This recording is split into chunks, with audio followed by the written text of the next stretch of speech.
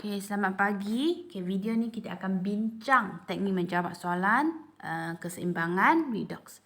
Pertama, kita kena tahu definisi dia. Okay, dia adalah tindak balas kimia. Okay, yang melibatkan ada maksudnya oxidation, pengoksidaan, dan kita ada red di sini. Okay, reduction, penurunan yang berlaku secara serentak. So, ini wajib tahulah. Okay, kemudian tindak balas redox kita boleh memberi definisi dalam 4 bentuk.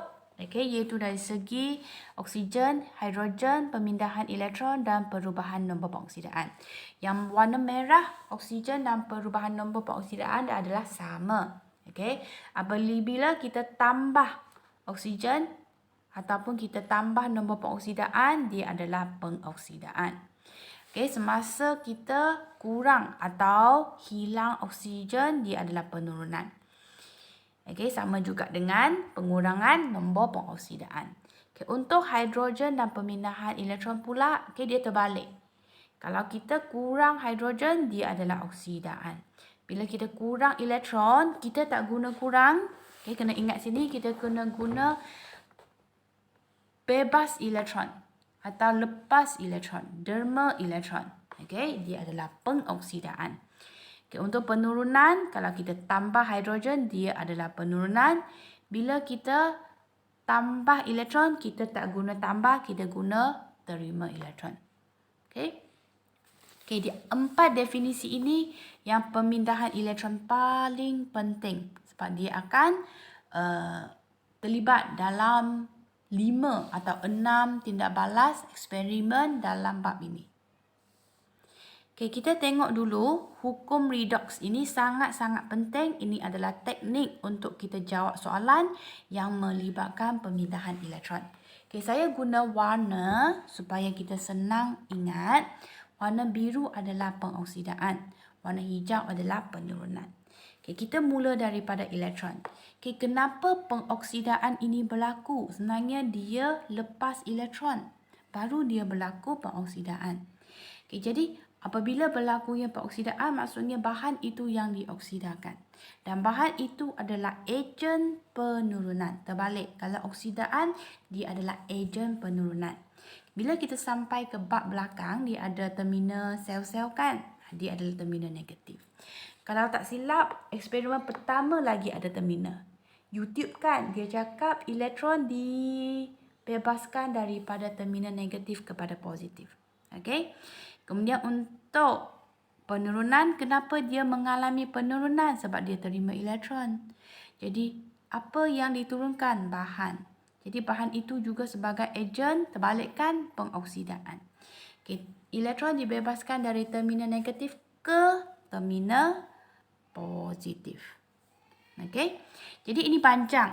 Okay. Kita akan short formkan dia. Lepas elektron, tolak elektron, pengoksidaan, ejen penurunan, PT. TU maksudnya turun lah. Okay, dan dia terminal negatif. Okay, tambah elektron, penurunan, ejen pengoksidaan, dan terminal positif. Okay, yang saya tak ada keyword ini, saya masukkan kenapa? Sebab dia penting juga. Kalau soalan dia tanya inference, inilah apa yang dia nak. Okay. Okay, kita buat sedikit latihan. Okay. Kalau derma elektron, apa yang berlaku? Pengoksidaan. Dan dia adalah ejen penurunan. Ini berlaku di mana? Negatif terminal. Kalau dia terima elektron, okay, dia akan mengalami penurunan dan bahan itu adalah ejen pengoksidaan berlaku di terminal positif. Okay, bila kita tahu step tadi, kita sudah boleh jawab banyak soalan ni. Pemindahan elektron, penukaran ion ferrum 2+ kepada 3+, pengesaran logam dan halogen, sel kimia, elektrolisis dan pengkaratan.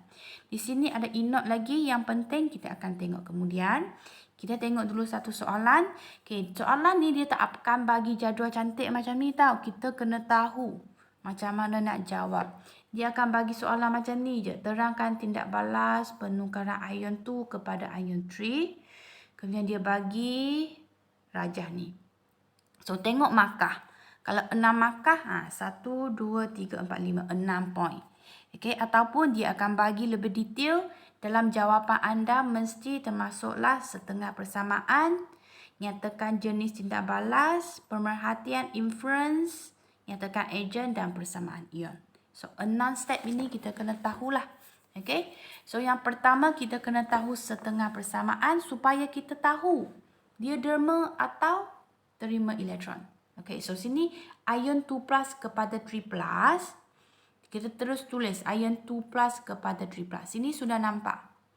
Okay, so 2 plus dengan 3 plus siapa lagi besar? 3 plus. Jadi kita akan kecilkan 3 plus ini dengan tambah 1 elektron. So sudah balance elektron, kita boleh nampak sini adalah derma elektron. So yang biru. So dia adalah tindak balas pengoksidaan. Kemudian kita teranglah. Okay, terang macam mana? Tengok saja setengah persamaan ini. Ion ferrum 2 plus bebas elektron untuk menghasilkan ion ferrum 3 plus. Okay, kemudian sebelum kita kepada ejen, kita ada satu lagi kan tadi, inference. Inference datang dari mana? Pemerhatian. So warna hijau tukar jadi perang. Okay. Jadi inference dia ion 2 plus telah dioksidakan. Barulah kita ke step ini, maka dia adalah ejen penurunan. Kemudian kalau ada lagi, dia minta persamaan ion, tulislah. Okay, kemudian kita repeat step yang sama untuk penurunan pula. Okay. Okay, di sini saya selalu ingatkan kena hafallah sedikit ejen-ejen untuk ejen penurunan. Kenapa dia jadi ejen penurunan? Sebab dia cenderung lepas elektron. Contohnya logam yang reaktif. Okay, ini ejen pengoksidaan. Kenapa dia jadi ejen pengoksidaan? Sebab dia cenderung terima elektron. Contohnya halogen. Cuba tengok susunan elektron dia. Valence elektron dia 7. Dia nak satu lagi elektron untuk capai susunan elektron oktet yang stabil. Jadi dia amat cenderung untuk terima elektron. Jadi dia adalah ejen pengoksidaan yang sangat bagus. Kalau mampu, you kena hafal juga yang kalium manganat 7 berasid dan 5 kalium dikromat 5 berasid ini. Okay, penting juga. And then untuk ejen penurunan pula, sini halogen kan? Sini iodida dan bromina. Ion halida. Ini pun penting. Okay, sekarang kita tengok E0. E0 ini bagus sebenarnya. Kita tak payah lagi hafal siri elektrokimia yang panjang. Yang kalau nak cari apa-apa bla-bla-bla tu kan, tak payah hafal. Okay, jadi apa kegunaan dia? Dia boleh membantu kita kena pasti ejen pengoksidaan yang kuat dan ejen penurunan yang kuat. Kita tengok yang kuat sahaja. Okay, jadi contoh di sini, dia akan bagi kita lah macam ni. Okay. Apa yang kita akan mula? Kita akan tengok yang lebih negatif dulu. Sebab negatif dia akan derma elektron. So bila negatif kita akan rujuk yang dekat. Dari sini yang dekat ialah Mg. So first kita terus tahu dah setengah persamaan dia adalah Mg terbalikkan kepada magnesium 2 plus tambah 2 elektron. Okay, tulis ini dulu. Okay, kemudian kita nak terangkan. Okay, ejen penurunan yang lebih kuat. Kita akan tengok produk yang belakang. Mana kita rujuk, mana kita banding. Jadi ini kita rujuk pada dekat sebelah produk kan. Jadi kita banding di produk. Jadi ayat dia, magnesium adalah ejen penurunan lebih kuat kerana E0 dia lebih negatif daripada E0 argentum. Okay. Kemudian kita nak banding ejen pengoksidaan pula. Ini ialah ejen pengoksidaan tau.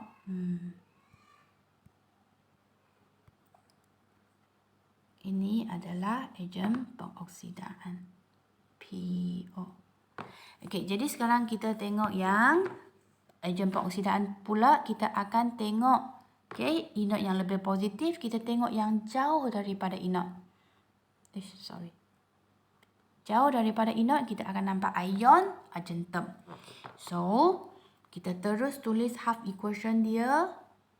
Ag plus salin saja. Tetapi anak panah sudah jadi ke kanan. Okay, so apa yang kita nak terang? Okay, argentum ion adalah ejen pengoksidaan yang lebih kuat kerana E0 argentum ion lebih positif daripada E0 ion magnesium. Mungkin tak nampak sebab saya hanya explain kan. Kita tengok contoh di sini. Okey, sini tengok sedikit. Okey, semasa kita explain, kita terangkan ejen, nyatakan dia tindak balas pengoksidaan atau penurunan. Kita boleh cakap macam ini je. E0 zinc lebih negatif daripada E0 bromin. Zinc adalah ejen pengoksidaan. Zinc mengalami tindak balas pengoksidaan. Okey, ini tak ada jenis zarah. Tetapi kita terang tindak balas itu melibatkan pembebasan elektron mesti tambah jenis zarah. Contohnya atom, ion mesti. Tetapi bilangan elektron tak payah. Detail tak payah. Okay, jadi kita tengok contoh soalan ini. Okay, kita tengok apa dulu? E0 lebih negatif. Jadi zinc, okay, E0 negatif dekat, jadi kita jumpa zinc. Jadi kita tahu E0 zinc lebih negatif daripada E0 kuprum. Banding dari belakang. Okay. Kemudian kita tulis half equation dia secara terbalik. Kita balancekan. Okay. Jadi kita dapat zinc adalah ejen penurunan lebih kuat daripada kuprum. Banding dari produk.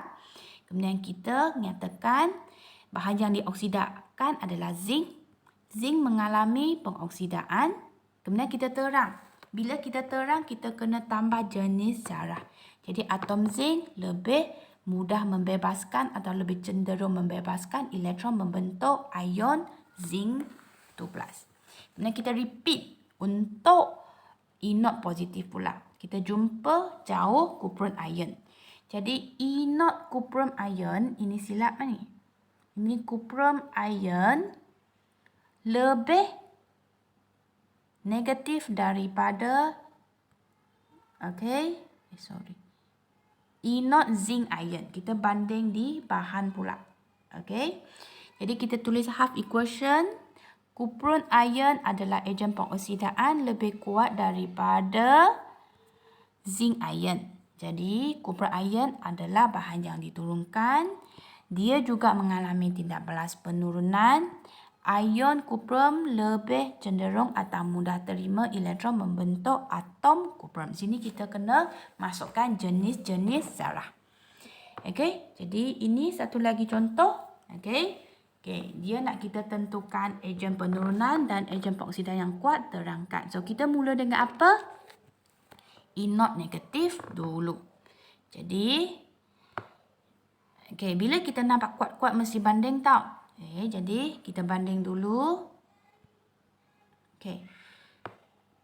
Natrium, okay, adalah ejen penurunan lebih kuat kerana E0 natrium lebih negatif daripada E0 nikel. Kemudian tulis setengah persamaan dia terus. Okay, kita tulis terbalikkan. Natrium kepada natrium ion tambah elektron. Ini kita kena pastikan, natrium adalah ejen penurunan yang kuat. Jadi dia akan dioksidakan. Tindak balas yang berlaku adalah tindak balas pengoksidaan. Terangkan atom natrium thermal elektron untuk membentuk ion natrium. Kemudian kita ulang yang positif pula. Ini dua-dua negatif kan? Tetapi kita boleh guna positif juga sebab dia lebih besar. Jadi di sini kita guna apa? Nikel adalah ejen, sini pengoksidaan. Ini adalah pengoksidaan. Okay. Nikel adalah ejen pengoksidaan yang lebih kuat. Kerana E0 nikel lebih positif daripada kita banding hasil pula. Kerana E0 nikel ion lebih positif daripada E0 natrium iron. Jadi, nikel iron punya setengah persamaan kita salin sahaja. Okey, dan kita explain. Jadi, nikel iron adalah ejen pengoksidaan. Dia mengalami penurunan. Jadi, tindak balas yang berlaku di sini adalah penurunan. Jadi, nikel iron akan terima elektron untuk membentuk atom nikel. Okay, jadi, itu sahaja untuk hari ini. Okay, buat latihan nombor 12 dan nombor 13. Ada contoh jawapan, boleh rujuk. Jadi, saya bagi masa 1 minggu lah. Okay, hantar sebelum Sabtu ini. Paling last Jumaat. Boleh. Okay, jadi itu sahaja. Terima kasih.